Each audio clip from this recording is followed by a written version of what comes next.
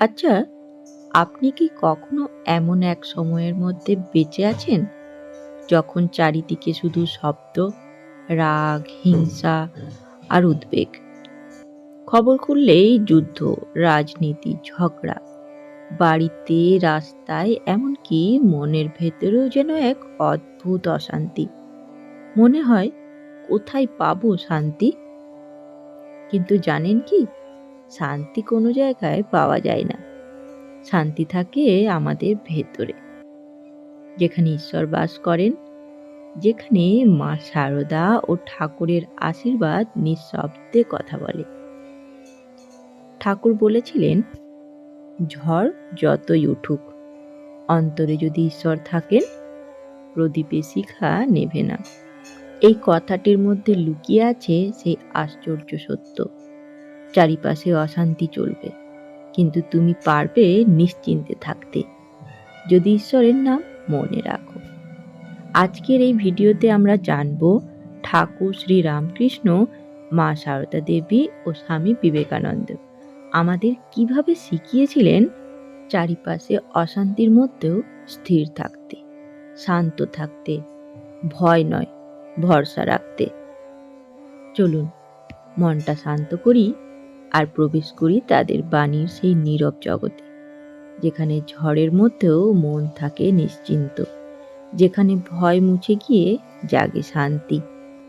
প্রথমেই আমরা জানব ঠাকুর শ্রী শ্রী রামকৃষ্ণ দেবের উপদেশ। ঠাকুর বলতেন, এই জগৎ কখনো শান্ত হবে না।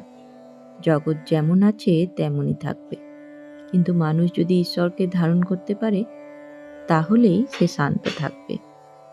এই কথাটির মধ্যে লুকিয়ে আছে জীবনের এক গভীর সত্য।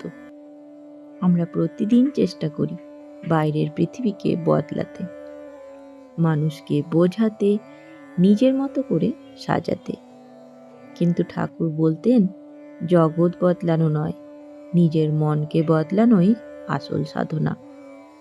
একদিন এক ভক্ত ঠাকুরকে বললেন, ঠাকুর, এই সংসার বড় অশান্ত, মানুষ লোভী, মিথ্যেবাদী, কেউ ভালোবাসে না। ঠাকুর মেয়েটি হয়েছে বললেন, তুমি কি সূর্যকে দোষ দিতে পারো যে তার আলো চোখে লাগে? আলো যেমন নিজের কাজ করে, তেমনি এই জগৎও নিজের নিয়মে চলছে। তুমি নিজের চশমা ঠিক করো, আলোও সুন্দর লাগবে। এই গল্পে তিনি বুঝিয়েছিলেন, বাইরের দোষ নয়, মন পরিষ্কার থাকলে জগৎও ভালো লাগে। এটাই ঠাকুরের শান্তির মন্ত্র। তিনি বলতেন, যে জগৎটা মা সৃষ্টি করেছেন, সেটাকে মিথ্যে বলো না। মা যেমন চায় তেমনিই রেখেছেন, অর্থাৎ অশান্তির মধ্যেও তার ইচ্ছে আছে। যা হচ্ছে সবই তার পরিকল্পনা। যদি আমরা তা বিশ্বাস করতে পারি, তাহলেই অশান্তির মাঝেও মনে শান্তি আসে। ঠাকুর প্রায় বলতেন, জলে পদ্ম থাকে, কিন্তু জলে ভেজে না। যেমন পদ্ম জল অশান্ত জলেও নির্মল থাকে, তেমনি ভক্ত মানুষও জগতে থেকেও অশান্তিতে ভেজে না, কারণ তার মন জপ ধ্যানে নিবদ্ধ। তিনি আরো বলতেন, যে ঈশ্বরের নাম নেয়, তার মুখে মধু, তার মনে শান্তি। ঠাকুরের কাছে শান্তি মানে ছিল না অশান্তি থেকে পালানো, বরং অশান্তির মাঝেই স্থির থাকা। একবার ঠাকুর বলেছিলেন, যদি ঈশ্বরের প্রতি বিশ্বাস থাকে, তাহলে যে কোনো কষ্ট, যে কোনো ভয়কে জয় করা যায়। এই বিশ্বাসই আমাদের ভেতরে শক্তি দেয়, সাহস দেয়। আধুনিক জীবনে আমরা যখন অকারণেই চিন্তা করি, অন্যের কথায় মন খারাপ করি, তখন ঠাকুরের এই কথাগুলি মনে রাখতে হবে। মনে নাম রাখো, তাহলে মন স্থির থাকবে, কারণ নাম জপই মনকে ঈশ্বরের সঙ্গে যুক্ত রাখে। তিনি আরো বলতেন, যখন ঝড় ওঠে, তখন মাঝি দাঁড় থামায় না, বরং আরো শক্ত করে ধরে। তেমনি জীবনের ঝড়ে নাম জপ ছাড়বে না, বরং আরো জোরে জপ করবে। এই কথাটি একেবারে জীবনের দর্শন। আমরা যত বেশি বিপদে পড়ি তত বেশি নাম স্মরণে রাখলে মন আরও প্রশান্ত হয়। ঠাকুরের এই উপদেশ আমাদের শেখায় শান্তি বাইরের জগতে নেই, শান্তি আমাদের মনে, আমাদের অন্তরে। যদি আমরা অন্তরে মন্দিরে ঈশ্বরকে রাখি তাহলেই বাইরের কোলাহল আমাদের স্পর্শ করতে পারবে না। চলুন এবারে আসবো শ্রী শ্রী মা সারদা দেবীর উপদেশে। মা সারদা দেবী শান্তির প্রতিমূর্তি। যে ঘরে অভাব, অসুখ, কষ্ট, দুঃখ সবই ছিল, সেই ঘরেই মা ছিলেন একদম নিশ্চিন্ত, প্রসন্ন, অবিচল। মা বলতেন, যা ঘটে সবই মায়ের ইচ্ছে, তোমার কাজ শুধু তার ওপর ভরসা রাখা। একদিন এক ভক্ত মাকে এসে জিজ্ঞেস করলেন, মা, সংসারে এত কষ্ট, এত অন্যায়, এত ভয়, কি করে শান্ত থাকবো? মা মৃদু হেসে বললেন, যদি জানো মা আছেন, সব দেখছেন, তবে ভয় কিসের? তুমি কেন চিন্তা করবে? এই এক কথাতেই মায়ের পূর্ণ দর্শন। ঈশ্বরের উপর ভরসা মানে মানসিক শান্তি। মা প্রায় বলতেন, সব কাজের ভার মায়ের উপর ছেড়ে দাও। আমরা জীবনে ছোট থেকে বড় সব ব্যাপার নিয়ন্ত্রণ করতে চাই, যখন তা পারি না তখন উদ্বেগ বাড়ে। মা বললেন, ছেড়ে দাও, মা দেখবেন। এই ছেড়ে দেওয়াই শান্তির চাবিকাঠি। মা বলতেন, অন্যের দোষ দেখো না, নিজের মনটা গুছিয়ে নাও। অশান্তি শুরু হয় বিচার থেকে, যখন আমরা অন্যকে ছোট করি, তুলনা করি। কিন্তু মা শেখালেন, নিজের মন ঠিক থাকলে বাইরেও শান্তি আসবে।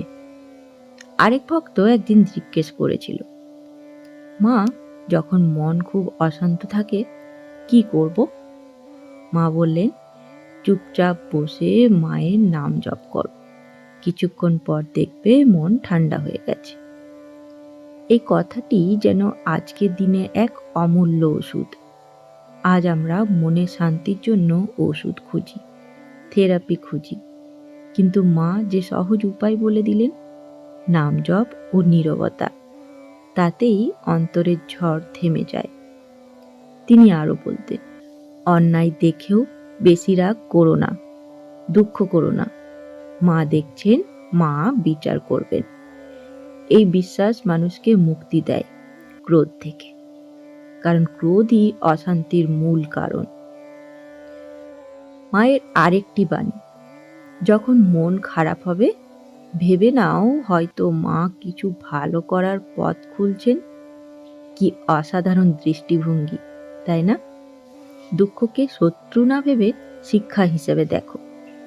তার জীবনটা ছিল এক চলন্ত শিক্ষা।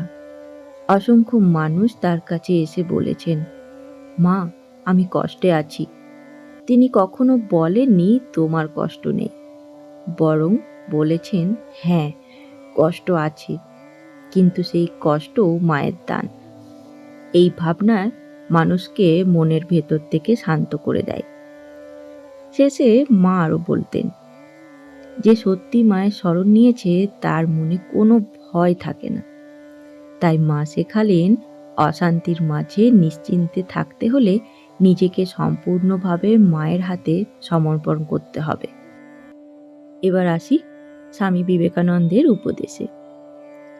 স্বামীজি বলেছিলেন, যে নিজের মন জয় করতে পেরেছে সে পৃথিবী জয় করেছে।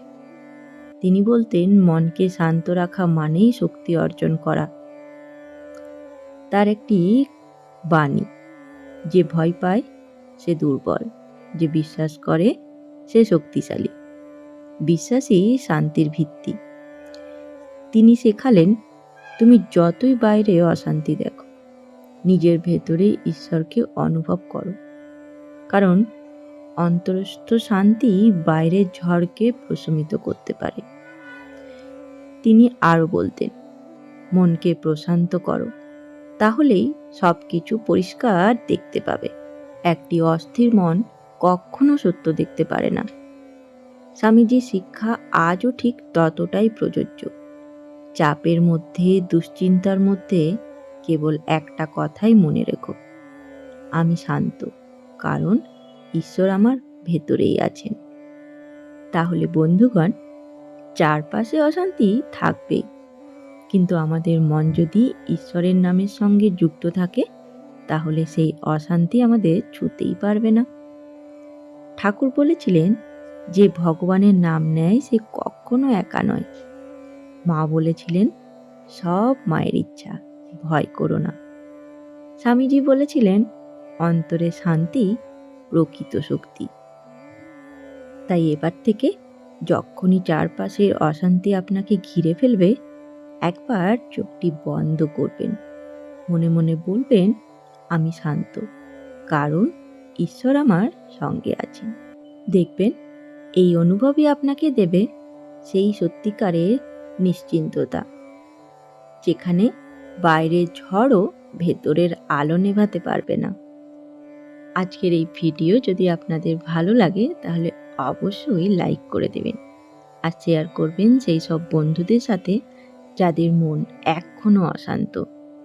আর শেষে বলবো, যদি এই ভিডিও আপনার কাছে প্রথমবার পৌঁছায়, তাহলে অনুরোধ রইল ঠাকুর, মা ও স্বামীজির এই চ্যানেলটি সাবস্ক্রাইব করে নেবার, যাতে তাদের বাণী সবার আগে আপনার কাছে পৌঁছে যায়। ধন্যবাদ। জয় ঠাকুর, জয় মা, জয় স্বামীজি।